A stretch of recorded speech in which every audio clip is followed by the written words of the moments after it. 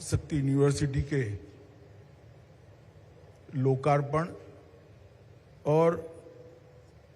राष्ट्रीय रक्षा यूनिवर्सिटी के प्रथम दीक्षांत समारोह में उपस्थित भारत के प्रधानमंत्री श्रीमान नरेंद्र मोदी जी, गुजरात राज्य के गवर्नर महामहिम आचार्य देवव्रत जी, गुजरात राज्य के लोकप्रिय मुख्यमंत्री श्री भूपेंद्र भाई जी, राष्ट्रीय रक्षा शक्ति यूनिवर्सिटी के कुलपति प्रोफेसर बिमल पटेल जी, यहां पर उपस्थित आज जिनको पदवीदान समारोह में पदवी दी जानी है और जो यहां पर अभी अपनी पढ़ाई कर रहे हैं ऐसे छात्र छात्राएं, उनके अभिभावक और उपस्थित सभी गणमान्य लोग, आज जब मैं यहां रक्षा शक्ति यूनिवर्सिटी के प्रथम दीक्षांत समारोह में आया हूं, कुछ समय पहले ही हमारे लोकप्रिय प्रधानमंत्री जी ने रक्षा यूनिवर्सिटी को देश को समर्पित किया और ये यूनिवर्सिटी अब दीक्षांत समारोह के बाद राष्ट्रीय स्तर पर बड़ी द्रुत गति से कार्य करने में आगे बढ़ेगी। मगर मैं आप सभी को 2002 के दशक 2002 से 2013 के कालखंड में ले जाना चाहता हूं। 2002 से 2013 तक हमारे प्रधानमंत्री उस वक्त गुजरात के मुख्यमंत्री थे और गुजरात के मुख्यमंत्री बनने के बाद उन्होंने लॉ एंड ऑर्डर को, क्योंकि हमारे संविधान में कानून और व्यवस्था राज्यों की जिम्मेदारी है, उन्होंने कानून और व्यवस्था के विषय को एक होलिस्टिक अप्रोच से नए सिरे से देखने की शुरुआत की। अंग्रेजों के समय से एक परिपाटी चली आती थी कि लॉ एंड ऑर्डर, कानून और व्यवस्था, पुलिस बल, ये सब जनता में से रोजगारी के लिए नौकरी करने वाले लोग आते थे और इसकी एक प्रकार की ट्रेनिंग से व्यवस्थापन करते थे। मोदी जी जब मुख्यमंत्री बने तब उन्होंने सबसे पहला काम किया समग्र पुलिस बल के आधुनिकीकरण का। उनके नेतृत्व में गुजरात के 100% थानों का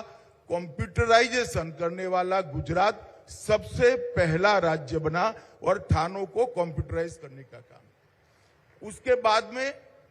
थानों को कनेक्टिविटी से जोड़ने का काम किया और तुरंत ही उसके बाद उन्होंने एक प्रोफेशनल कंपनी हायर कर इसके लिए एक अत्याधुनिक सॉफ्टवेयर बनाया। मैं बिल्कुल गर्व के साथ कहना चाहता हूं कि वो सॉफ्टवेयर में आज भी कोई बदलाव करने की जरूरत नहीं पड़ी है और वो सॉफ्टवेयर सभी थानों में उपयोग में लाया गया। कांस्टेबल की रिक्रूटमेंट की रिक्वायरमेंट में कंप्यूटर सेवी कांस्टेबलों को अग्रता दी गई। सभी कांस्टेबल जो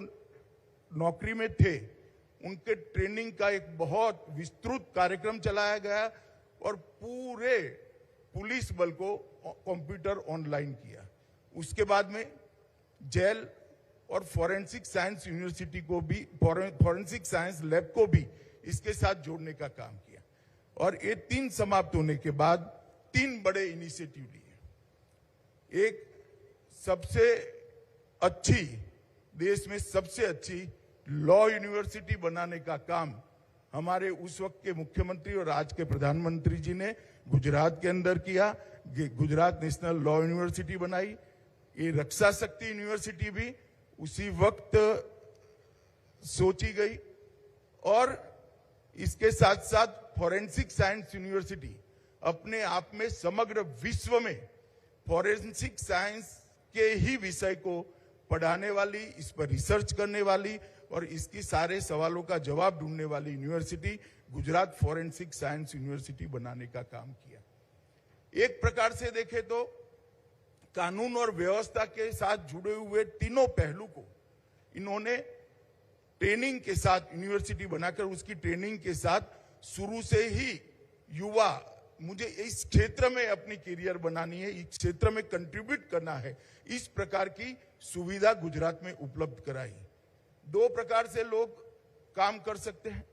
एक तो कई जगह एग्जाम देते हैं, कहीं सिलेक्ट हो जाते हैं और जहां सिलेक्ट होते हैं वहां काम करते हैं, और दूसरा तरीका है कि युवा बच्चा तय कर ले कि मुझे देश के सुरक्षा के क्षेत्र में ही जाना है, मुझे फॉरेंसिक साइंस के क्षेत्र में ही जाना है, मुझे कानून की ही सेवा करनी है, और उसकी ट्रेनिंग ही इस प्रकार से हो और बाद में वो कंट्रीब्यूटर तय नाते आए, सिर्फ नौकरी करने के लिए लिया है, सिर्फ जॉब करने के लिए ना है। ये बहुत बड़ा व्यवस्था परिवर्तन मोदी जी ने उस वक्त गुजरात के अंदर किया था और देश भर के सामने एक मॉडल प्रस्तुत किया था कि अगर बच्चों की ट्रेनिंग ही एक क्षेत्र विशेष के लिए की जाती है तो तज्ञ यहीं से उभरेंगे, यहीं से बनेंगे और उस क्षेत्र को कंट्रीब्यूट करेंगे। और उस वक्त मैं आपको बताता हूं कि ये तीनों चीजें समाप्त होने के बाद, आधुनिकीकरण होने के बाद, कंप्यूटराइजेशन होने के बाद, गुजरात पुलिस का सजा कराने का दर जो था उसको 2 सिद्धि के दर में 22% की वृद्धि सिर्फ 3 साल के अंदर दर्ज की गई। 2012 में 22% की वृद्धि को हम प्राप्त कर पाए थे। तो इसकी सबसे पहली शुरुआत, चाहे रिसर्च एंड डेवलपमेंट हो, यहां से एक्सपर्ट बाहर निकलने हो, या यहां से कंट्रीब्यूट करने वाले सरकारी कर्मयोगी बाहर निकालने हो, इसकी सबसे पहली शुरुआत देश के प्रधानमंत्री जी ने की थी। जब प्रधानमंत्री जी को देश की जनता ने मौका दिया कि वो समग्र देश की सेवा करे, देश के प्रधानमंत्री बने, देश के हर क्षेत्र के अंदर, चाहे अर्थतंत्र हो, चाहे इंफ्रास्ट्रक्चर हो, चाहे रेगुलेशन लाने हो, चाहे देश की बाह्य सुरक्षा हो, चाहे देश की आंतरिक सुरक्षा हो, प्रधानमंत्री जी ने एक अलग दृष्टिकोण के साथ बनी हुई परिपाटियों को तोड़कर आज जो रिक्वायरमेंट है, आज जो जरूरियात है, इसके हिसाब से बदलाव को लाने का प्रयास किया। और राष्ट्रीय रक्षा यूनिवर्सिटी भी इसी का एक उदाहरण है। नेशनल फॉरेंसिक साइंस यूनिवर्सिटी भी बन गई है और राष्ट्रीय रक्षा शक्ति यूनिवर्सिटी भी बन गई है। आज मुझे आनंद है कि राष्ट्रीय रक्षा शक्ति यूनिवर्सिटी अनेक क्षेत्र के अंदर रिसर्च एंड डेवलपमेंट से लेकर अनेक संस्थाओं के साथ जुड़कर उनकी जरूरियातों को एक अच्छा गाइडेंस देने का काम कर रही है। और मैं आपको बता सकता हूं कि आने वाले कुछ ही समय में राष्ट्रीय रक्षा शक्ति यूनिवर्सिटी अपना व्याप बहुत तेजी से बढ़ाने जा रही है। जैसे नेशनल फॉरेंसिक साइंस यूनिवर्सिटी ने 7 राज्यों की सरकारों के साथ एमओयू कर 3 राज्यों के अंदर नेशनल फॉरेंसिक साइंस यूनिवर्सिटी के कैंपस खोलने का काम समाप्त कर दिया। इसी प्रकार से राष्ट्रीय रक्षा शक्ति यूनिवर्सिटी भी अब तेजी से सभी क्षेत्रों में जाकर अपना एक कैंपस कम से कम खुले क्षेत्रवार, इसकी चिंता करेगी। और लॉ एंड ऑर्डर संभालने के लिए 3 जो रिक्रूटमेंट के स्टेज हैं, कांस्टेबल लेवल पर, पीएसआई लेवल पर और डीवाईएसपी लेवल पर, ये तीनों क्षेत्रों में उस क्षेत्र में काम करने वाले बच्चे को पहले से ही प्रोफेशनल ट्रेन कर उसको सरकारी कर्मी नहीं,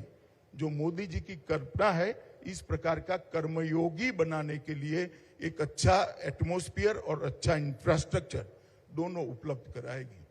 मित्रों, इस क्षेत्र के अंदर आमूलचूल परिवर्तन तभी ही आ सकता है कि क्षेत्र के अंदर प्रोफेशनलिज्म भी हो और इस क्षेत्र में काम करने का गौरव भी कर्मयोगी के अंदर, सरकारी कर्मचारी के अंदर हो। मैं मानता हूं रक्षा शक्ति यूनिवर्सिटी इसके लिए बहुत अच्छा एटमॉस्फेयर सबको यहां से उपलब्ध कराएगी। 2018 के से लेकर आज तक की 5 बैचेस के 1091 छात्रों को आज पदवी मिलने जा रही है। मैं सभी को भी कहूंगा कि आप इस क्षेत्र को जब पसंद किए हैं तब बहुत सारी ऐसी चीजें हैं, टेक्नोलॉजी लाने से लेकर R&D से लेकर ट्रेनिंग तक की, इस सब में आप कहीं ना कहीं कंट्रीब्यूट करेंगे। आज आपको पदवी ऐसे व्यक्ति की उपस्थिति में, ऐसे व्यक्ति के हाथ से मिलने जा रही है जिनको न केवल देश, पूरी दुनिया अपना नेता भी मानती है और हर क्षेत्र में मोदी जी के विचार क्या है वो सुनने के लिए लालायित भी रहती है। तो आप सभी लोग उस दृष्टि से भी बहुत भाग्यवान हो। और जो बच्चे यहाँ पर अभी पढ़ रहे हैं, जो छात्र पढ़ रहे हैं, इनको भी मैं कहना चाहूंगा कि क्षेत्र के अंदर मन के साथ काम कर कर देश की कानून और व्यवस्था को ठीक करना, आंतरिक सलामती को ठीक करना, ये हम सभी का उद्देश्य होना चाहिए। और एक दृष्टि से राष्ट्रीय रक्षा यूनिवर्सिटी का एक बहुत बड़ा कंट्रीब्यूशन देश में ये भी रहने वाला है कि हमारे संविधान ने संघीय ढांचे को स्वीकार किया है और हमारे संविधान ने कानून और व्यवस्था को स्टेट के सब्जेक्ट में इंगित किया है। तो हर राज्य अपने पुलिस बल के अपने अपने तरीके से ट्रेनिंग भी करते हैं और कार्य पद्धति भी बनाते हैं। राष्ट्रीय रक्षा शक्ति यूनिवर्सिटी के तत्वाधान में जब पूरे देश भर में इसके कैंपस खुलेंगे और यहां से ट्रेन हुए बच्चे पुलिस बल में भी जाएंगे, अलग अलग क्षेत्र में भी जाएंगे, एक्सपर्ट के नाते पुलिस की सपोर्टिव सिस्टम को भी काम करेंगे, तब अपने आप पूरे देश के पुलिस बल का एक वाक्यता लाने का काम भी राष्ट्रीय रक्षा शक्ति यूनिवर्सिटी कर सकती है। ये बहुत बड़ी संभावना पड़ी है और मुझे विश्वास है विमल भाई के नेतृत्व में इसका राष्ट्रीय शेप हम बहुत जल्दी ले लेंगे और आने वाले दिनों में पूरे देश भर के पढ़ने वाले बच्चों के लिए ऑप्शन ओपन हो जाएगा, इसका मुझे विश्वास है। मैं गृह विभाग की ओर से प्रधानमंत्री मोदी जी का स्वागत भी करता हूं और बहुत बहुत धन्यवाद भी करना चाहता हूं कि इन्होंने आज अपने अमूल्य समय में से रक्षा यूनिवर्सिटी को यहाँ पर समय दिया और पहले पदवीदान समारोह में आए, इसके लिए धन्यवाद कर मेरी बात को समाप्त करता हूं। Vande Mataram. Thank you, Honorable Minister.